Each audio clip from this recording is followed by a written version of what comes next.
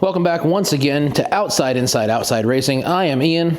This is Dale, my 1972 Toyota Celica, complete with 18RG engine, twin cam, JDM power. And today we're going to remove his twin Mikuni 40mm carburetors and give them a little bit of a rebuild. Refresh, I'm not sure what you call it. And now you can't see me at all. Ta-da! So here we are. So last year I took off the front carburetor and I found that its throttle shaft and its plates were bent. And so I ordered those parts and I replaced them. I have long suspected the rear carb is suffering from the same issue. That's why we can't start it quite correctly. He runs a little funny, etc. Runs pretty good, honestly, considering.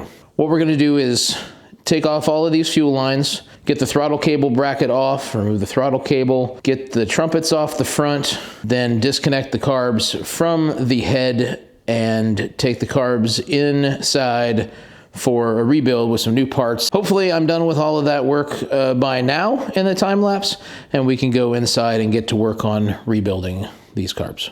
So before I go and start rebuilding these, I wanted to show you what I'm talking about. These are the butterflies for the throttle and the shaft that goes through them. Same for the other carb. You will note, if you are an astute observer, not a whole lot going on here. Not a whole lot of gasoline, not a whole lot of dirt. Everything's real clean there because those are basically brand new. But over here, we've got old, but we also have gas dripping down from the bottom of the butterfly, which means to me that it's not quite sealing properly. Now, these do look better than the other one looked before I replaced them, but it's tough to say if they're closing properly or not. And it just sprayed gas all over me. So that's good. I'll smell like that for the rest of the day. Gasoline is leaking out through there, and that means that air is possibly getting by there. And I'm going to do a little bit more investigation, and I'm going to get them free of all the gas that's in them so it doesn't spray out again.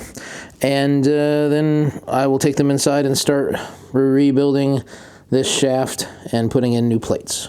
Now, after lying to myself, pretending like all of the gas is out of these, which it never is, I'm going to start the disassembly process. Now, I have to disassemble both of them because I did not get new seals. So the throttle shaft here has a washer on it that's bent over. All I have to do is pop that guy off, and then I can take that nut off of the throttle shaft, and then the throttle shaft should pull right out of it. If it's anything like the other one, it was bent and it didn't want to come straight out. So I had to persuade it a little bit. On each one of the holes where the throttle shaft goes through, there is a seal, and I'm going to replace all those seals with new ones. So we got to take this end of the carburetor fully apart so we can put new stuff on it. So let's just see how fast this goes for this first carb, and maybe we'll time-lapse the second one, or maybe we'll just stick it out for all of them. Why not? Okay, first things first, I'm going to try to wiggle this little pressed tab washer up just enough to where I can get the screwdriver underneath it. Hate to think this is the hardest part of the job.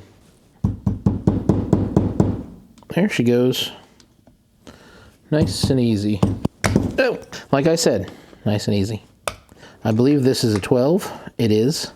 And then the other one is going to be like a 15. And we want to put a wrench on that other one, because if you don't, you're pushing the plates back into the body, and that's no good. You don't want to do that. You know, try to get your gaskets completely off of things before you work on them. This bolt is not the right bolt, and everything's trapped there, so I'm trying not to hurt that gasket while I do this work, this dumb work that I'm doing. Okay, fine. See? Still gas in it. I'm going to point that away from me and away from you. Nope, it's on my pants. It's on my pants now. That's why I put this rag down here, partially to catch the, you know, any tiny bolts and nuts that might fall so they don't roll away, and then also to get all the gasoline. What was I doing? Oh yeah, this guy. Okay, maybe it's not really a 17, but the 17 will work. I'm going to hold the butterflies open a little bit with that wrench while I remove the nut with this wrench. That's the plan anyway. Hopefully it'll work. And something moved. I don't know what. It felt like things slipped and did weird stuff. Oh, it's loose. Okay, great. Grand. Wonderful. So there's the nut off the end of the throttle plate. Let's dig this washer off. It's a little stuck on there. Washer and the locking nut, I guess you would call it. So now I want to take off the screws that hold the butterflies, and that way I can slip the butterflies out. Also another job that is easier said than done.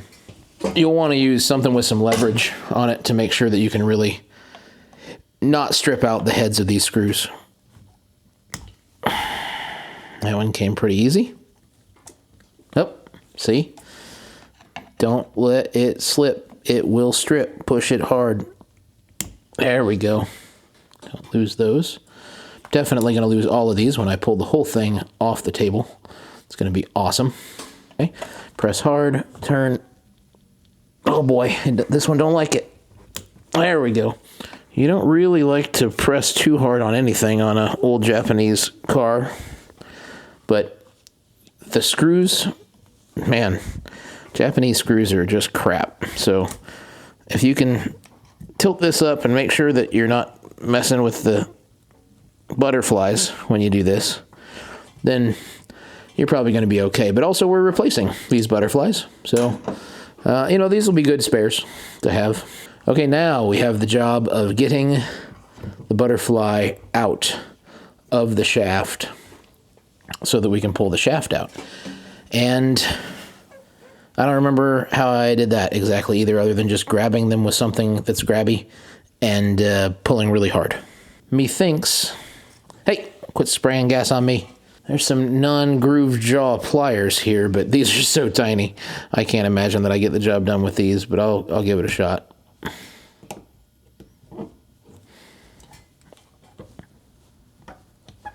Yeah, they're really in there. Oh, this one's just going to come out. Look at that. That's what it's supposed to do. And there he is. One butterfly. He's kind of a, oh, look at me. Oh, Mr. Bill. This one, though, it's going to fight me. I can tell.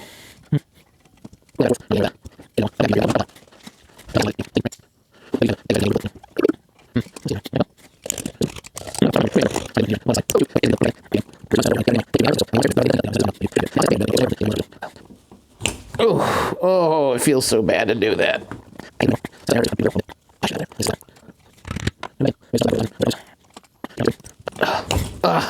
God.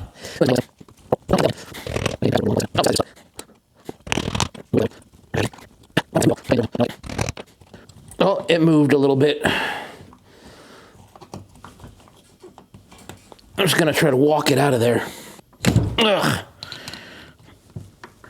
Well, I've ruined this butterfly, so it's time to move on to something more sinister.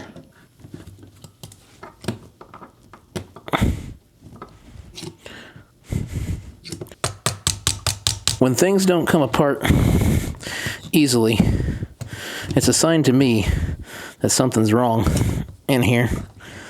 And I'm glad I'm doing this job, but I don't want to make things worse. Why is it like this? I've torn the hell out of this butterfly now. I hope the new ones are in the package like I ordered. I don't know why it's so jammed up in that corner. Well, you know, if you were looking for an expert to show you how to do things, there's other better videos on YouTube for that. If you're looking for somebody to show you how to do it the wrong way and probably still get it done, that's going to be me. It feels like it would about push out the other way. Oh, good. Yep. Good. Thank you. I don't want to pry against the side, obviously. I just want to keep pulling this thing out of here, but I'm almost 30 minutes into fighting this thing. Why won't you come apart? Closer and closer to pulling all of those off onto the floor. Here we go. Oh my God. Thank God. What the hell was happening here? Well, I mean, now it's bent, for sure. So, tough to say how much of this happened, you know, prior to and how much of it happened now with me pulling it apart, but it was definitely bent back behind the area there. It's been pushed past its limits more than once. So we had a pin in here holding our accelerator pump in place. We can take this off and then get the arm out as soon as I get sprayed with fuel again. There's a spring, 2 washers. So now the arm's free. So there's a pin that pushes straight through the shaft. That's going to be very hard for you to see. It's right here. Little pin. And you can push all this stuff over on its spring, and then you should be able to drive that pin out. That's going to be one of the things that keeps this shaft from coming out. Oh, here it comes. Let's see about grabbing that pin. Somebody needs to wear glasses. That somebody is me. There's the pin. Okay, pin's out. Shaft should be able to go all the way through, but it probably won't. Maybe I just beat the hell out of it. Got a hammer here. Might as well just use it.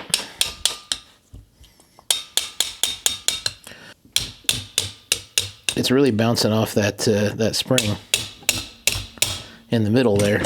It's somewhere in with these washers, or that. Oh, that's a C. That's right. That's right. It's a C clamp of some kind.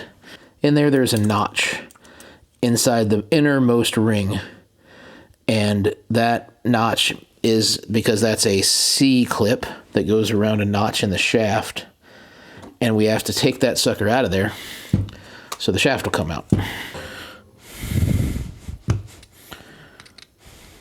Oh, I pushed it out of its groove. Let's use this flat face. Yeah, there it is. Look at that. You can't see it. It's out of focus, but it's a C-clamp. And now we're unclamped. So now it shouldn't be a beater exercise. It should just be a slider. Here it goes. Now that I'm pulling it out, just like the last one did, it feels like it's bent up. It doesn't want to come out easy. This was gonna suck. Woo! Yeah, I think I'm doing a worthy job here, because I think this shaft is just as bent as the other one was. So this will be good. This will be a proper thing to do in the end. This does not want to come out of here. Just verifying that nothing else is stuck anywhere. I don't think that's it. It's that the shaft is just bent. Okay, almost. Well, it's out of this barrel. Almost there. Boy, she's bent. Well, you tried to give it to me, and I dropped it right back on the floor again. Oh, magnetic screwdriver picking up parts randomly. Okay, this might be the ticket. Yep, that's the ticket, all right. Okay, I'm going to grab the spring out of here before I lose it. And there's a washer also. And then there's the accelerator pump arm. And now we're still beating this throttle shaft out of here. Oh, wait, no. It's going to slip out this side. Oh, it doesn't like it, but it's coming through. It's wiggling its way out.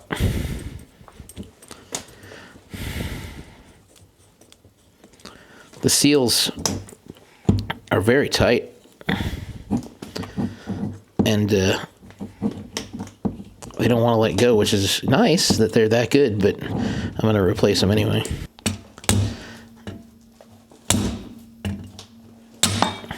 There she went, boys. Woo! The shaft is finally out after 50 freaking minutes. Oh man, look at that. You can see it here. You see that? Oh, yeah. How it's tilted up? Let me try to show it to camera. So this is why we had so much trouble getting that plate out. Look at how the slot for the plate is bent up at the end. Presumably the whole rod is twisted. It's twisted is what it is. It's not just bent, it's twisted. This is great. I'm glad that we've pulled this out. This is going to be a large, if this isn't the problem, this is a large part of the problem with the improper running on Dale. Okay.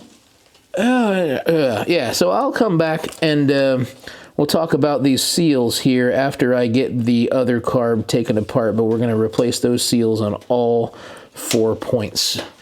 Even though these look pretty good, we're going to do it anyway. So I started disassembly on this carb, which already has new hardware in here. And I thought, you know what? I don't want to go through all that pain and the possibility of stripping out these screws. I've already done it once. The only reason why I was taking that apart was to replace these seals in the shaft ends there and in the middle here on these two, and then this one on this end. And I already did it in this carb, and what I found out is that the ones that came out of it are just about as supple as the brand new ones. So I am assuming, and we know what happens when you do that, but I am assuming that the other carb is the same, and that's all I was going to do in that carb, so I'm not going to do that. It seems like a waste of time. Instead, I'm going to put this new shaft back in, and I want to show you real quick. Remember, this one's all bent up. Twisted is what it is, and I had to hammer it out of there. Check out the new one. We go ahead and take the carburetor, we put it in the shaft, or in the hole there, and she just slides right in. Goes all the way through all the seals and about drops out the other side. So I think this shaft is going to work a lot better. And the new butterflies are going to work great. So I'm going to go ahead and assemble all of that back up, and then I'll show you what it all looks like. And yeah, we'll be on our way to seeing if it makes the car run better. Reassembled Mikuni Solex 40mm carburetor. And as you can see, we got all new throttle plates in here. And everything works real nice. I put it all back together appropriately, in the right order. Don't have any spare parts left over, so I think we're going to be in a lot better shape. This thing seems to move a whole lot easier than the old shaft used to. And I think it's going to make a big difference on the way the car runs, so now I will once again do the reverse, and maybe I'll just run the time-lapse backwards, and I'll put the carburetors back on, and when they're back on, then we'll fire up the car and see what's what. All right, the carburetors are back on. A little bit of a struggle here and there, but, you know, there they are. I've greased up my choke cable a little bit, which isn't really a choke cable. It's start valves on these old Mikunis. They just dump more gas instead of cutting air. But they're wide open right now. There's not going to be any gas in the system, so we're going to have to crank on it for a minute, get the gas to come forward, and hopefully we'll get the thing to fire up. Let's see what we can do here. There's going to be a lot of cranking going on. Hopefully I don't run the battery down. Got a mechanical fuel pump, so it takes a minute. Something sounds like cavitaty or something.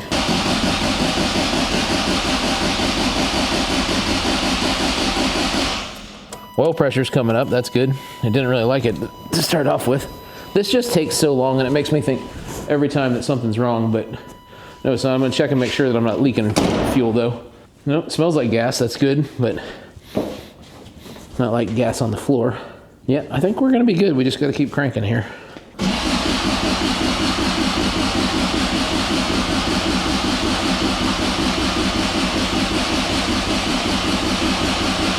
All right, that should be enough cranking to get something forward. Now we're going to pull the start valves. God, it's so hard to pull still. I really need to replace this cable. Dale the man, not Dale the car, Dale the man gave me a new choke cable to try out that he had sitting around for years.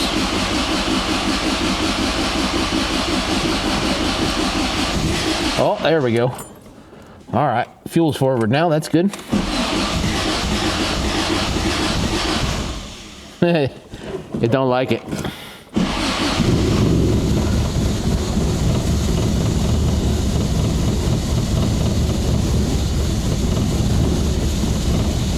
Running about 500 RPM.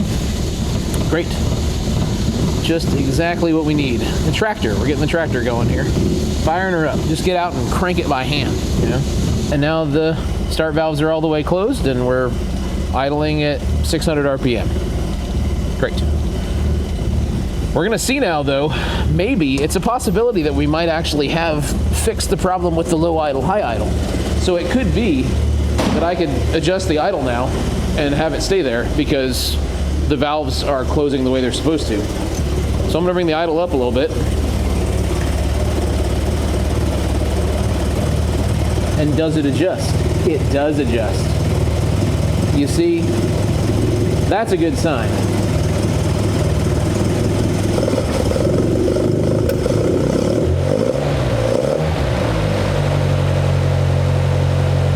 But now it's on the high idle.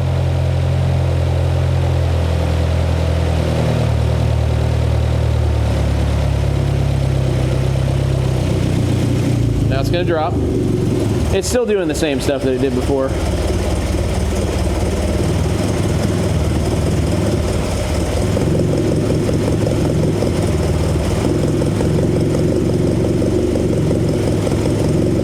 I am getting adjustment out of the idle though. Chop that down some. Ooh, that sounds really good. That sounds really good. It's 1100. Now here comes the low. This is what it always does. High idle to low idle. So let's see what that is right now. If we can get this low idle to even out at about 900, that's at about 7. Turn up just a little bit.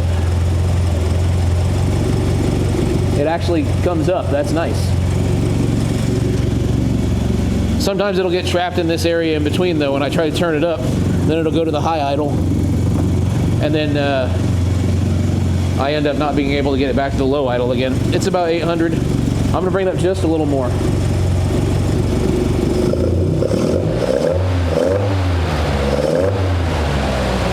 Boy, that always sounds good, doesn't it? I think I'm going to go rip him a minute. It's cold out, so the tires won't like it, but, you know, sometimes you just got to do it anyway. Oh, the clutch feels like shit again. Somebody really ought to bleed that properly. I guess that's me.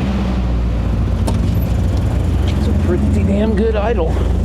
It's like 800, so it's a little low, but it sounds nice. I wish you could hear it a little better. I got my idle adjustment tool right here in case we need to do a little bit more. And it could be that we need some timing adjusted. That's a real good possibility. How much of my gut is this showing off? Pretty good, isn't it? Okay. Away we go.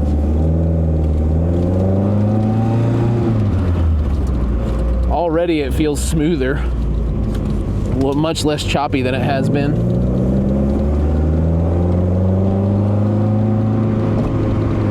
Yeah. I like it. Theoretically, it should be getting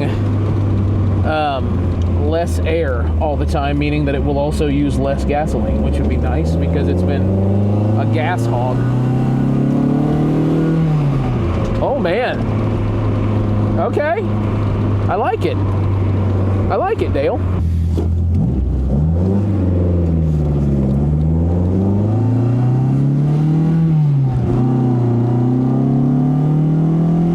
Hello. I mean, we are making real good power now. I mean, it's tough to tell. It's been a minute since I've driven him, but it feels nice.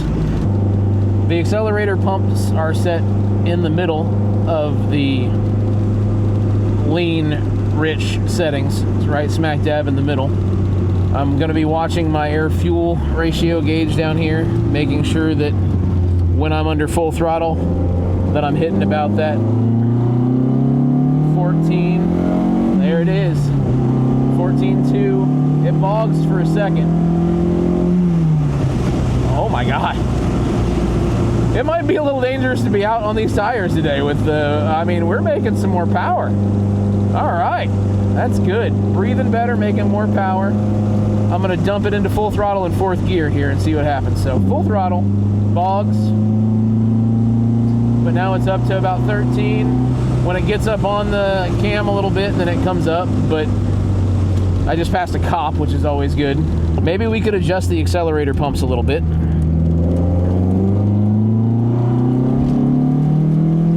But honestly, that felt pretty good. That pull right there felt pretty good. I don't know. I feel like he's making a little more power, breathing better, has the right ratios. Right here, and just cruising along, I hit the gas and it dumps down to 12. I think we could lean him out. I think we could lean out the accelerator pumps. But I think that'll wrap up this video. It's been a couple of weeks since I ordered the parts, got the parts, put everything together, put the car back together. This will make a good little video. Hopefully you enjoyed it. Maybe you learned something. If you've got Mikuni carbs and you're tuning them out, trying to put them together the right way, rebuild, whatever you're doing, let me know about it in the comments. Always love to hear about people working on their stuff. And maybe you got some tips for me, because I don't know what I'm doing. I just see broken things and I replace them. And that's the best I can do. So, you know, if you know something that I don't know, then you let me know. Until next time, get out and find your own apex, even on a gray day. Might be a little wet, might be a little cold, but you know what? It is better late than never. I will see you next time. Yeah, damn.